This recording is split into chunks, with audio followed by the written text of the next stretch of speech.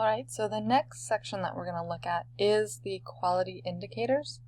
And what I'm going to do is I'm going to post the original article that these came from, in which there is a more in-depth description of each of the quality indicators. But what we're really looking at here is this a well-written research article that can be reproduced, that can be replicated?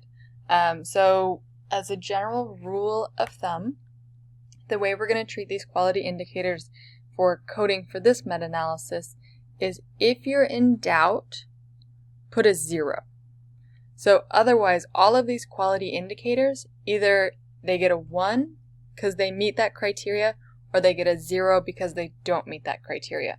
And if you are uncertain, first I would reach out to me and I can help you. But if you are like, well, they have some of the information, but not all of the information necessary, or they hint at this, but they don't really say it outright, then your go-to should be to put a 0. And that's what we're going to say for the group, just to sort of make sure we're all on the same page in terms of coding. And so I'm going to go ahead and do this one in chunks. The fun, not so fun part about quality indicators is this information is found throughout the article.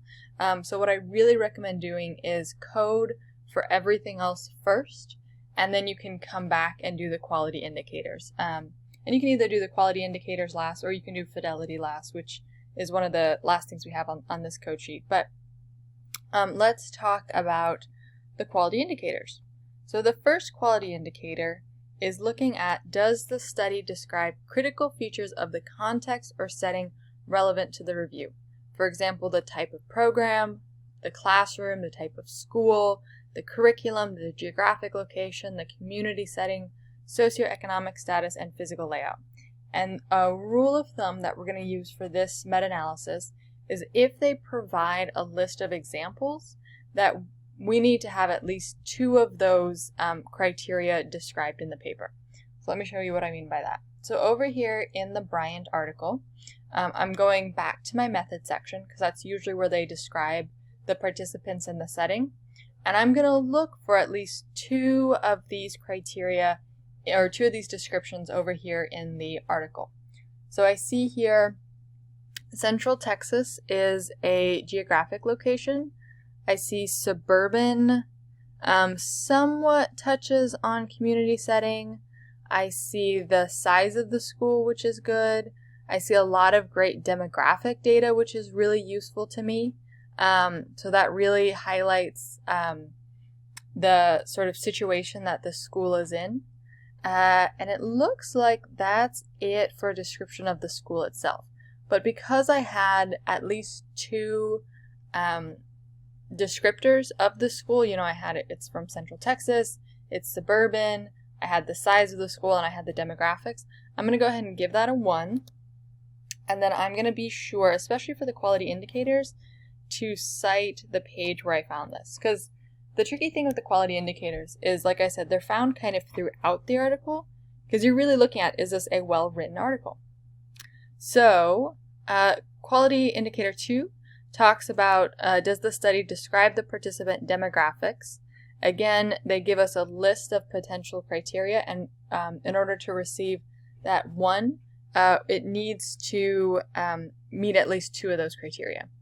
So here, for the participants, we have their gender, we have their ethnicity, we have their free or reduced lunch, which is usually a stand-in for socioeconomic status, and we have English language learner, so the language status. So here we have 4 categories, so I'm going to go ahead and give that a 1. And then I found this information on page 105. 105. As a math meta person, I should not say 105. Okay, so now this is, I think, one of the trickier ones. For quality indicator 2.2, it needs to describe not only the disability or risk status, for example, specific learning disability, autism spectrum disorder, behavioral problem, but it also needs to describe the method for determining that status. That's going to go back to those earlier criteria when we were looking at how do they qualify as having a math disability or a math difficulty. But it's really important for them to get this point. They have to include both. So I'm going to look here, and I know from earlier that this study looks at math difficulties. And a lot of times when I'm looking for student descriptors, I'm going to go here into the participant section and look to see how they describe the participants as meeting that risk status. So here, I know that they qualified to participate in this study because they scored below 34th percentile on the TEMI. So that tells me their risk status is they're at risk for math intervention. So they sort of describe these students as struggling with math, and then they specifically say how these students were selected or how they were identified. So sometimes that'll be, it was identified by the school, it was identified by an IEP status. It just needs to be very clear how, not only what the label is or what the identification is, but how did they receive that identification. So the next thing we're going to look at, Quality Indicator 3.1, is looking at the role of the interventionist or the intervention agent. So we're going to scroll down here, and similar to the previous criteria, we need to have a description of who it is, and then at least 2 features of their teaching ability, of their demographics, background, something like that. So I'm going to keep going. And here it's sometimes it'll be like a description of the interventionist, sometimes it's in the training. In this case, it's the description of the interventionist is in the training itself. And so for interventionists, this could be anyone who is implementing the research intervention. It can be the teacher, it can be a researcher or research team, it can be tutors, it can be a paraprofessional, sometimes it can be peers, or it can be on the computer. There just needs to be a description of who it is and sort of what qualities or qualifications do they have. So let's see if this one tells me who is the intervention agent. So it says we have 2 full-time project directors and 6 graduate students are the 8 interventionists. So I know it's part of the research team, so I know who they are. And now let's see if they include 2 relevant background variables. For example, race, ethnicity, educational background, licensure. So it says here, all either held teaching credentials or in the process of completing a teaching certification program. So I know their background, I know they're teaching, and then I know they're all female and they're all white. Sorry, I said that weird, but they're all female, they're all white. So that gives me at least 3 pieces of information about the interventionists and who they are. So I'm going to go ahead and give them a point, and this is page 109. And now let's move on to 3.2. So 3.2 looks at training of the interventionist, and for this one again, you're looking for, does it describe the training in such a way that you could replicate or at least have an idea of what was taking place. So we need to include the training, amount of training, if it was trained to a criterion, or, this isn't an and, this is an or if there was specific qualifications that were required to implement the intervention. So let's start with that first one, because I can see we had a training here. It was a half-day training. It included material on the intervention and instructional materials. It included a review of instructional design features and a whole number content. The research team practiced at least 4 lessons, 2 days of instruction. And then they also had to complete a fidelity form, and they had to obtain a fidelity score of 90 or better before they could start working with students. So that qualifies for me, how much training and the criterion they had to meet. If it was a lot of single case design studies, will just have, they'll just say it's the researcher who implements the intervention. In that case, it needs to be very clear what qualifies the researcher to implement that intervention. For example, are they have they implemented the intervention before? Do they have a background or certification in teaching that specific intervention? So this is one where they have to be explicit about the training itself, what the criterion is, or if there's no training, how did the interventionist qualify to implement the intervention? And so this one was on page 109 to 110. And now we're going to look at quality 4. Okay, so now that we're on to quality 4, we're going to talk more about the intervention itself. So the first thing we're going to look for is, does the study describe detailed intervention procedures, for example, the components, behaviors, critical or active elements, manualized or scripted procedures, and the intervention agent's actions. So usually the first place where you're going to find the intervention procedures is, we're still in the methods section, and we're going to look for, usually it says intervention description, or description of the intervention, which we looked at this earlier, which is why it's interesting when you do quality indicators, is a lot of times you're going back and reviewing things you've already coded for previously. So I'm going to look for, does it describe intervention components, behaviors, scripted procedures, dosage, anything like that? And remember, we have to hit 2 of these for it to count. So I see here the lessons are scripted, which tells me that there is a manual that they had to read. I can see the components here that are included that we looked at earlier. I can also see it says to go back to the conceptual framework section. That's back in the introduction where they talk about the explicit instruction, multiple representations. So I know what's in this intervention, and I feel good that we know the intervention procedures. And now we need to look at an intervention agent's actions during the intervention. Sometimes that's in the description of the intervention. Another good place to find that is in the fidelity sections, because the fidelity sections, they're really monitoring their behaviors. And so you can see here, fidelity of the treatment. It specifically breaks down what they want the interventionist to be doing. So they need to adhere to the scripted lessons. They need to implement explicit instruction. They need to manage student behaviors. And so you can see this is exactly what the interventionist is doing during the research time. So I'm going to say it got a yes and a yes. The other thing that you can see here is it does have this or. So for example, some studies will cite a reference or cite a resource guide or cite another almost manual itself that you could go back and you could find out exactly how to implement this intervention. But that's really what you're trying to guess or sort of estimate is could you implement this intervention if you were trying to duplicate it. And so I'm going to say I feel good that we could sort of implement this intervention with the information they provided. And so pages provided, I'm going to say it was on 111, 111, 112, but then I also had more information up here from 109.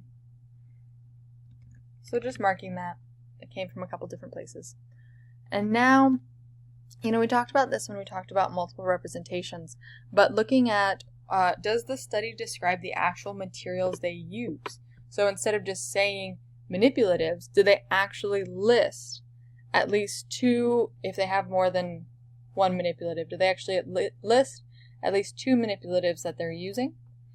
So I can see here in sort of the description of the intervention, they do include number lines, hundreds charts.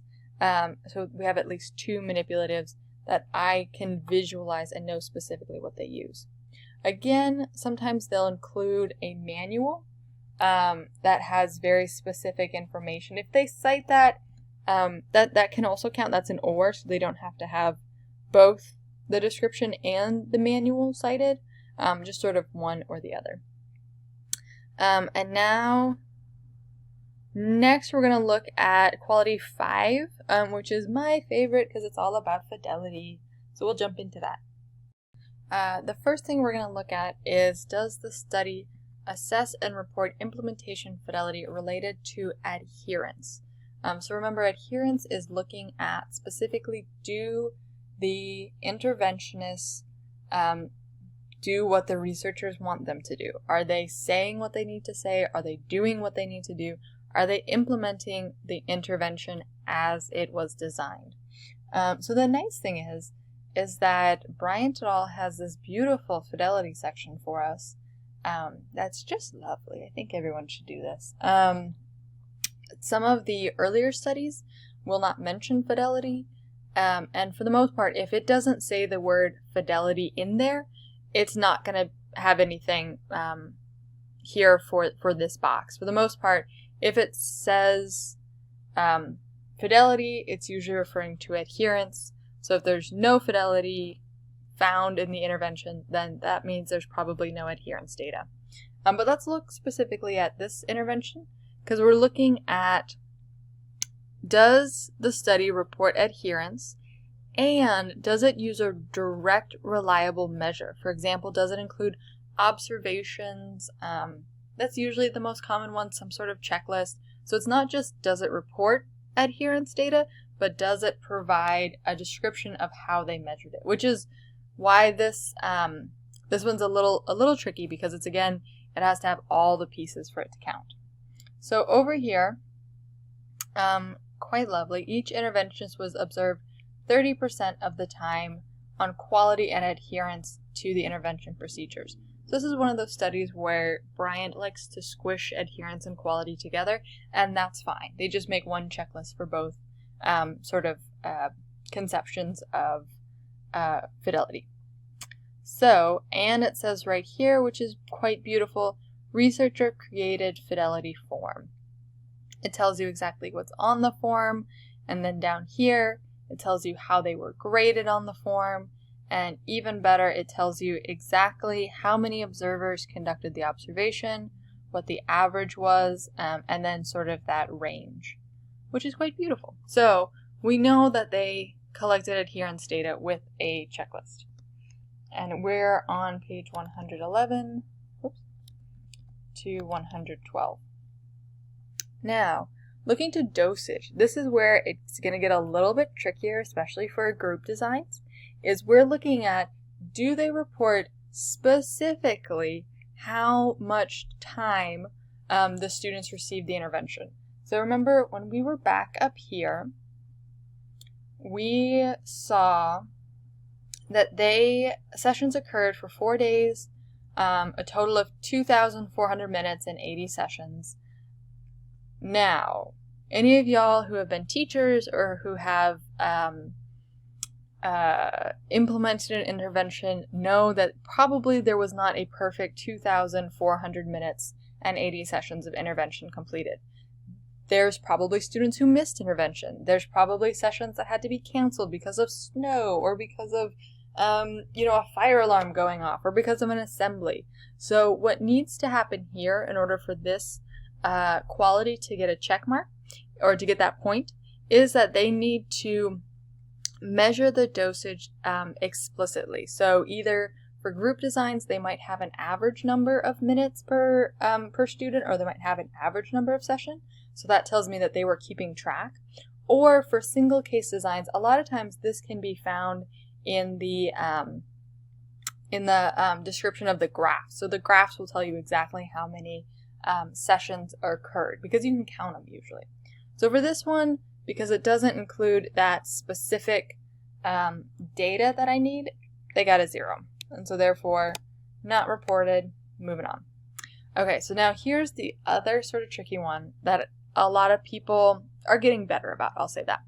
So as appropriate, the study assesses and reports implementation fidelity regularly throughout the implementation of the intervention, for example, the beginning, middle, and end, and for each interventionist setting, participant, or unit of analysis.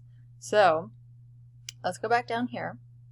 For the fidelity, we saw that they are observed for 30% of the time over the course of the 20 weeks. So that is saying that they captured 30% over the entire 20 weeks. So that means that they were collecting fidelity throughout the intervention. So that marks that first box. So they regularly throughout the intervention collect fidelity data. Now let's see, do they collect for each interventionist? So we see down here that 2 observers conducted 14 observations of all the interventionists. So each interventionist was observed. Let me double check that. Yeah, so each interventionist was observed. So that means this one gets a point. Sometimes it won't specify, and it'll just say some interventionists were observed, or it just won't mention it at all. So it needs to specifically say that each of the interventionists were observed throughout the intervention. And so this is going to be on page 111 to 112. Okay, so now we're going to go back and look at back to big picture design features. So looking at, this is how the researcher set up the study, so back to that randomization. The researcher controls and systematically manipulates the independent variable. In this case, if there is random assignment, or if the researcher has matched the groups to make sure that there's not a significant difference between the groups, then we can give them a 1. What we're looking at here is the best way to manipulate the independent variable is to ensure that one group randomly gets it and the other group randomly does not. If you only have one group, for example, if you only have a repeated measures group, there's no way that the independent variable can be systematically manipulated because everyone's getting the intervention. If there's random assignment, then you're set. So let me go back and find where we talked about random assignment. It's going to be up here in the method, towards the top in the research design section. All the way back up. Okay, and that's when we talked about our original random assignment. This is demographics. Yeah, and we talked about RCT. I'm going to say 104, 104 to 105. So now let's talk about describing the baseline if it's single subject or the control. So in single subject, they tend to do a better job of describing the baseline because they talk about what the students are receiving. So for example here, we need to hear about the curriculum, instruction, intervention that the student is receiving either during baseline or when we're doing group designs in that control comparison group. So let's scroll back down. And this is where people are getting better, but they're still not great yet. Let's go down all the way to business as usual, or description of the comparison. And what we're looking for is 2 out of the 3 descriptions that we have listed here. Does it describe the definition, duration, length, frequency, or other sort of descriptors of that intervention? So let's see. So we have business as usual, no specific math intervention, but what they do here is they look at, are there specific qualities that the business as usual continues to provide. So for example, does it include modeling? Is there guided practice? Is there independent practice? Do they have these core components that would sort of signify quality instruction? And so they have, they observed the teachers just as they did their intervention teachers, and they provided an average score for these comparison teachers. So this one's a little bit tricky because they don't necessarily describe in depth what the curriculum is. So for example, we don't know what textbook they're using or anything like that, but what we do know is we know what critical components are inside that business as usual. So this one's tricky because, like I said, we want to say no unless we're for certain. So let's actually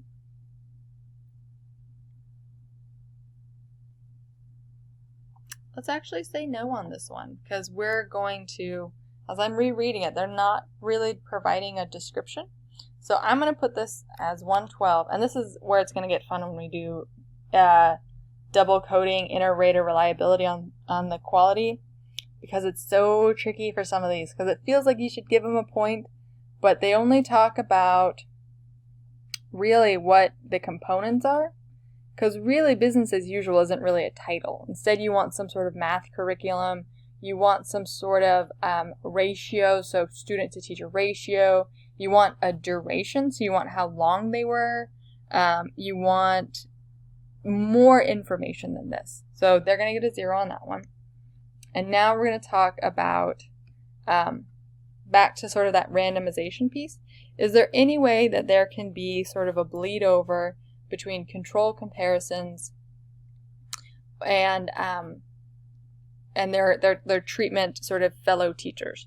So the nice thing is we know for this study that there are researchers who are implementing the intervention, and then there's teachers who are implementing business as usual. So there's no reason why the teacher should start doing what the tutors are doing, unless, I mean, there's really no reason for them to start doing that. If there were 2 treatment groups, then there's a chance that teachers could be swapping notes. Sometimes one teacher is implementing both the intervention and a control group. So in that case, the researcher needs to make sure that there's some sort of either training the teacher receives or some sort of check to make sure that there's no bleed over, and that, you know, really we're keeping the control and the treatment separate. For this one, we're okay, because there's no reason why the teachers would have access to the tutoring protocols. So now I want you to note here that this quality 6.4 is only appropriate for group designs. You do not code this if you have a single case design. So now for this one, the study clearly describes assignment to group, which involves participants, other units being assigned to groups in one of the following ways. And there's a long list there in the article itself. The nice thing is, as long as it specifies that they were randomly assigned, we're good to go. And I know it's back up here at the top where it talks about they were randomly assigned at the student level. So we're good for this one. I'm going to go ahead and pull it up back here at the tippy top. If it doesn't talk about randomization, then you're going to want to go back into the article and find other potential examples for how they can get a point without that randomization. In this case, they randomized, they're good to go. And we're on page 104 to 105. Okay, so I'm going to pause the video and I'm going to pull up a single case design study, or sometimes it was a single subject design, and I'm going to show you what it looks like for the design to have at least 3 demonstrations of experimental effects. So let me go ahead and pause real fast. Okay, I'm back, and we're going to look at a Buke study, and she does a lot of really great single case design studies. And what you're looking for when it says 3 demonstrations of experimental effects is you want to go down to the graphs, and you're looking for, are there 3 examples where the researcher has been very systematic in how they set up the design. So that can either be 3 behaviors across one student, or it can be 3 students, which is typically what you see in math interventions. So I can see here they did the experiment with 3 separate students. They staggered it so that they wouldn't, you couldn't say it was just something that had happened outside of the intervention. Clearly, the students were flat at baseline until the intervention had occurred.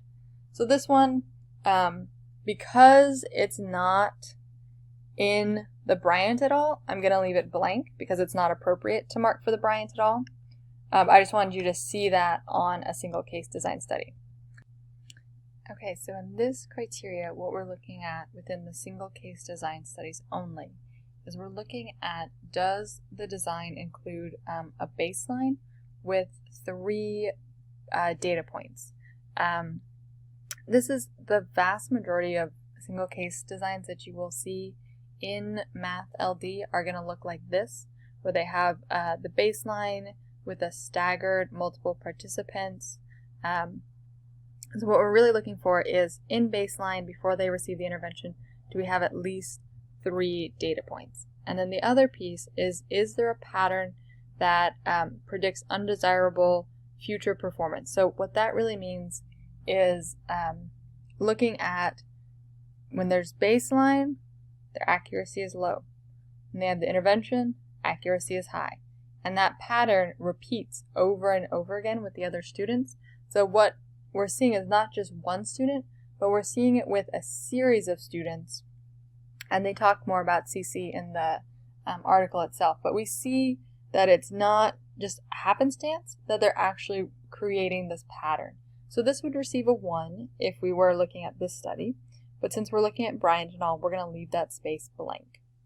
And the next piece that I want to look at for single case design is looking at, does the study control for common threats to internal validity? So this is when we're thinking about, could this growth be due to something else? So for example, if all of the studies were implemented on day 6, well, maybe day 6 they got a new math teacher, and that's why everyone's doing so well.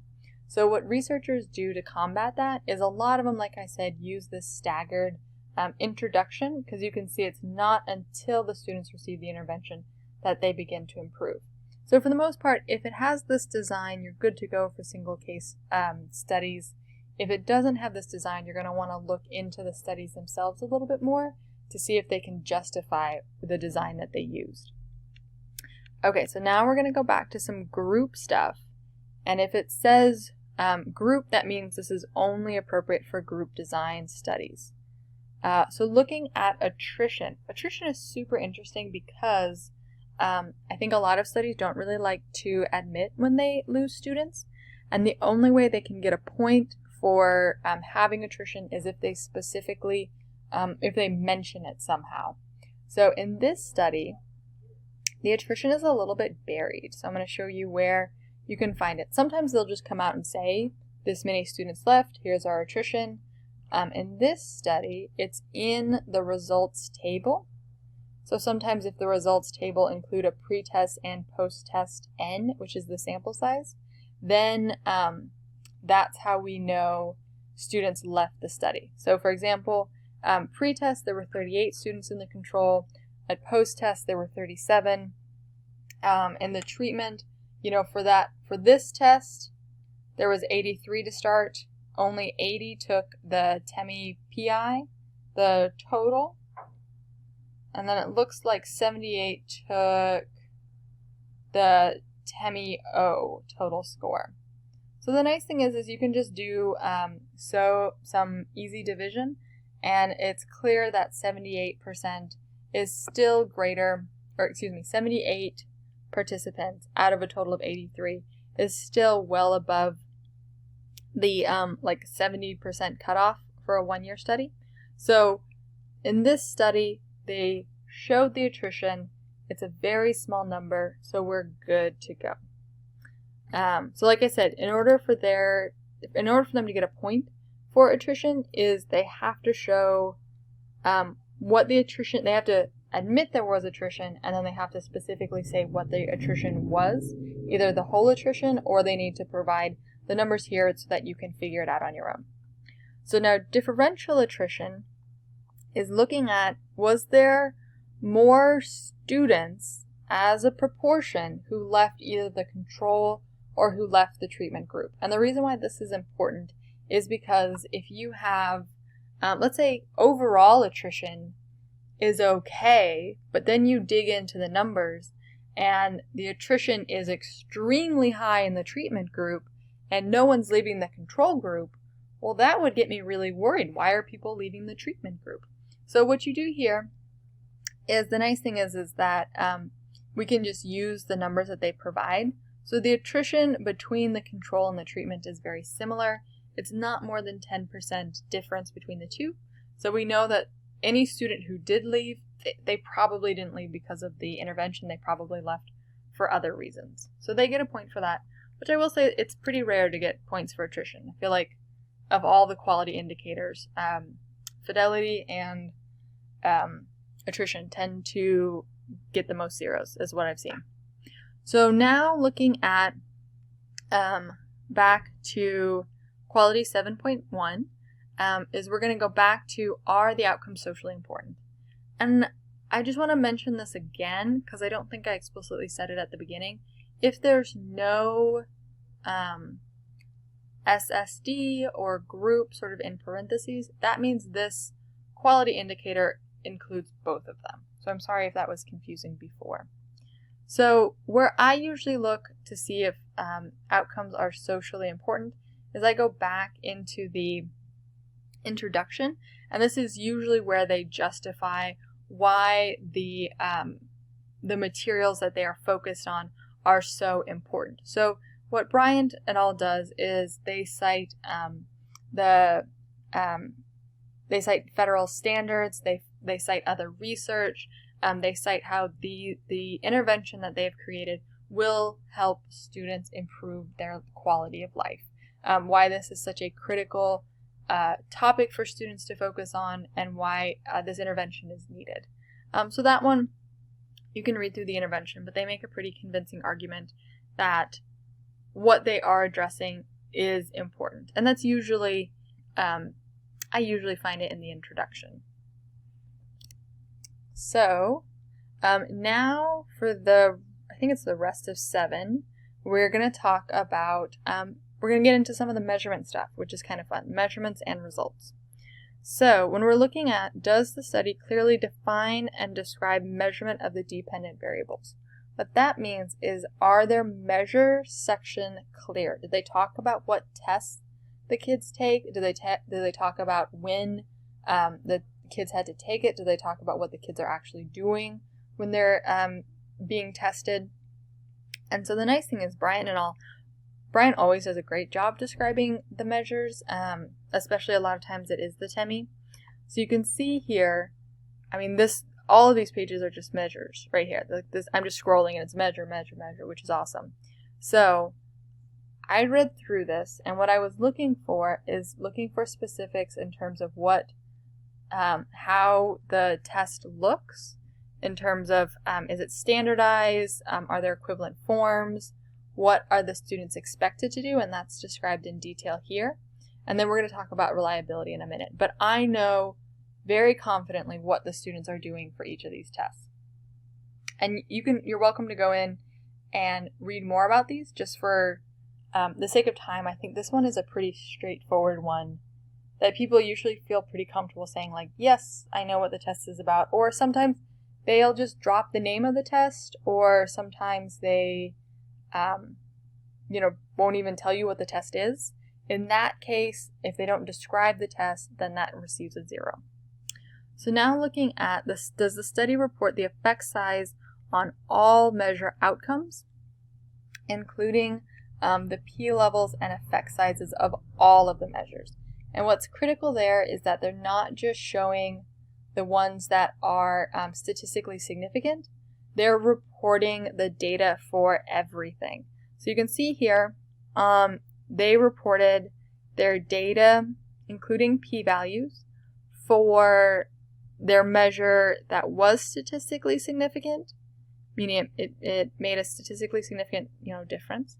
And then they also reported it for their measures that were not statistically significant. So that's what's really key here. Do they include all of the information, whether or not they'd like to see it? They own up to it. And so you can see here, this is on page 113, 114. Looking at frequency of timing, we're going to go back up to where the measures were described, and you're looking for, do they test the students at an appropriate time? So for example, do they test fairly shortly after the intervention was received, or do they wait forever to test the kids? In which case, it's kind of a question as to whether or not that test accurately measured what the students learned. So here it says all second grade educators administer the assessments over 3 days within a 1-week testing window. That's very tight. They really have a very narrow window there. And they specify earlier how often the TEMI was given, and they specify down here, they provide it in May, and then I think they specified earlier what month in the fall, so that is spot on. Oops. So we're going to do 108. Now looking at internal reliability, test, retest reliability, you're going to want to look for inter-observer agreement or score reliability coefficients of over 80%. Sorry, I scrolled down too far. For these, actually I didn't scroll down enough. I need to go back to my measures. For these, Brian et al. Is very good about providing all sorts of reliability scores, and you're going to want them to specifically spell it out as reliability coefficients or any of these terms here. Inter-observer reliability was X, and you want it to be over 80%. If it has reliability, you want it to be over 80%. And you can see here, all of these tests look good. And more underneath, I just highlighted the first one so y'all could see. And so this is on page 106 to 107. Now looking at validity. So for validity, you're going to be looking for either technical manuals, you're going to be looking for construct validity. They're going to want to spell it out for you that this study has measured validity, that they have really thought about it, and that it is in the measure itself. So you're going to want to find this information in the measure description. So this one has it, which is pretty cool. 106 to 107, where they explicitly talk about validity. And then we're almost near the end. I know this is a long video. And then for group designs only, we're going to look at how they analyze the data. So either they use t-tests, ANOVAs, MANOVAs, ANCOVAs, MANCOVAs, hierarchical linear modeling, which is HLM, or structural equation modeling, SEM. So for the most part, you don't have to be super comfortable with the stats they use.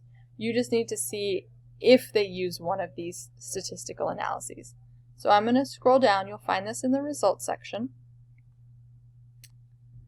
And I can see here they provide means, standard deviations, and they use an ANCOVA. So we're good. That is a very safe way of calculating their effect sizes. So we're golden. 113. And now, if it was a single case design, so we'll go back to the Buke, does it clearly represent the impact of the intervention? So kind of, can you read the graph clearly? And is it clear when it is baseline? When is it clear when it's intervention? So this study would receive a point for that because it's very easy to read graph. But since we're still in the Bryant, we're going to leave those blank. And then our last quality indicators, we're going to look for, do they provide an effect size? So sometimes this is just labeled as ES, which is what it is down here. If you want to tilt your head, they just provide effect size for the different measures. Sometimes it'll be labeled as Cohen's D, sometimes it'll be labeled as Hedges G, sometimes it'll be labeled as Glass's delta. And again, it needs to be there for all of the measures, not just the good ones, or the ones that are statistically significant, I should say. And if you have questions about those, reach out, because sometimes it's confusing where they bury them. So sometimes it's in a graph, sometimes it's in a paragraph in the actual narrative, but it's usually in the results section. So thank you for bearing with me. I know this was a long one, but the quality indicators are really important, and hopefully this will help you as you are coding them on your own. As always, reach out if you have any questions or concerns.